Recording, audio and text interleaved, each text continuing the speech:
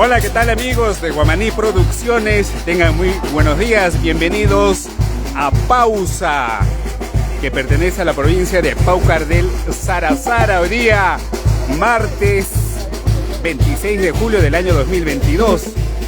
Nos encontramos en la tierra de Pausa con Guamaní Producciones y por supuesto con la banda de músicos La Arrolladora Brass Perú desde la ciudad de Lima.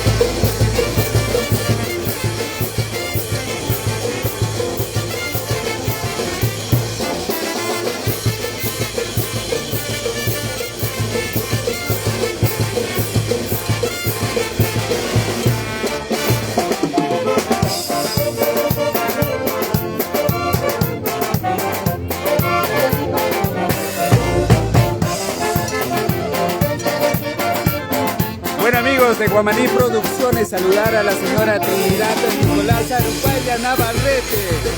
Bueno, nos está visualizando y está compartiendo esta transmisión. De igual manera para Carmen Galindo y para todos los amigos de la provincia de Paucar del Sarazara, esta vez Guamaní Producciones presente en Pausa.